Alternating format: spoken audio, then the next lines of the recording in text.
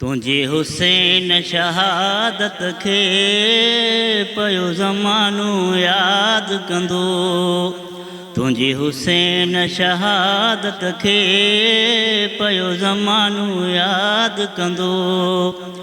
जैसी जहान खुदा जो तुझो नाम रोशन रहंदो। तुझे हुसैन शहादत खे पयो ज़मानो याद कंदो। तुझे हुसैन शहादत खे पयो ज़मानो याद कंदो। तुझी शहादत ते सुहिणा पई उम्मत नाज़ करे। तुझी शहादत ते सुहिणा पई उम्मत नाज़ करे। तोखे प्यार मंझा प्यारा हर दिल थी याद करे। तो जहिड़ो हुसैन वरी ॿियो कोन हाणे ॼमंदो। तुझे हुसैन शहादत खे पयो ज़मानो याद कंदो। जैसी जहान खुदा जो तुझो नाम रोशन रहंदो। तुझे हुसैन शहादत खे पयो ज़मानो याद कंदो।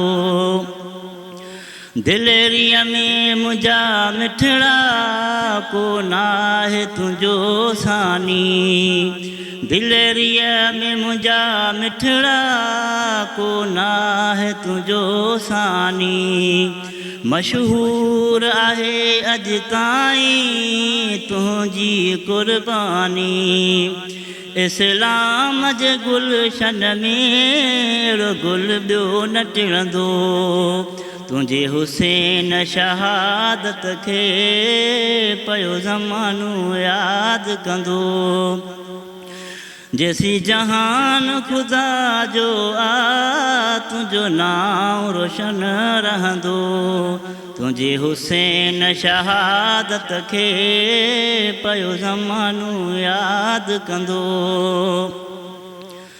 मासूम गुलन जहिड़ो तुझो प्यारो असगर हो। मासूम गुलन जहिड़ो तुझो प्यारो असगर हो। थींदे शहीद तो ॾिठो अखियुनि सां मंज़र हो।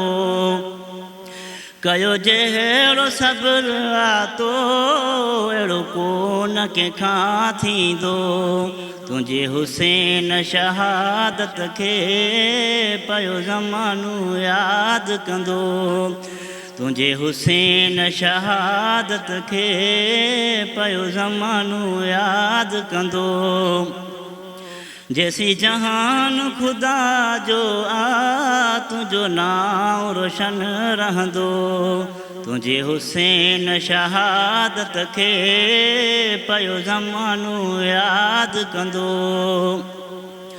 वफ़ा बाबू पठान तुंहिंजो थी रहंदो ग़ुलाम सदा।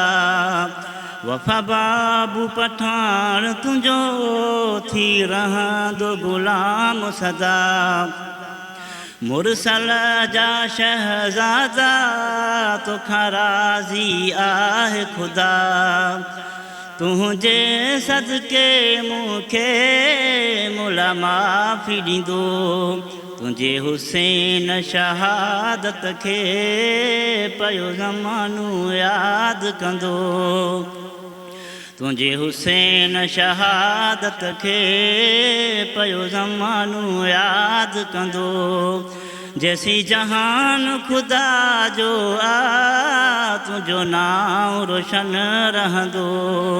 तुझे हुसैन शहादत खे पयो ज़मानो याद कंदो।